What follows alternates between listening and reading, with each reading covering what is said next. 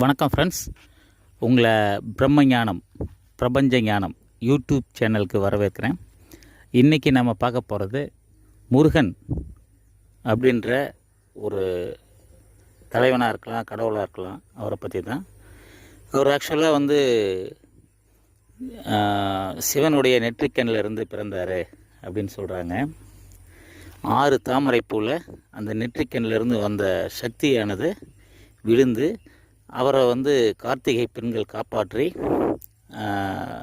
வளர்த்து அப்புறம் ஒரே உருவமாக்குனாங்க அப்படின்றது ஹிஸ்ட்ரி மீன்ஸ் புராண கதைகள். ஆனால் இது எதுக்காக சொல்லி வச்சாங்க அப்படின்னாக்கா, நம்ம உடம்புலையும் 6 ஆதாரங்கள் இருக்குது. அது படித்தவங்களுக்கு நிறைய தெரிஞ்சிருக்க வாய்ப்பு இருக்குது. அந்த 6 ஆதாரங்கள் ப்ளஸ் நெட்ரிக்கன்றது பிட்யூட்டரிக்கு பக்கத்தில் இருக்க பீனியல் கிளாண்டு. அதில் இன்னும் நம்மளுடைய ஆராய்ச்சிகள் போய்கிட்டு தான் இருக்குது. அந்த ஞானத்தை திறந்த ஞானி சிவபெருமான், அவரோட நெற்றிக்கண்ணுடைய அந்த சக்தியானது 6 ஆதாரங்கள் மூலமாக வெளிப்பட்டு முருகப்பெருமான் அவதரித்தார் அப்படின்றது தான் அந்த புராணக்கதை.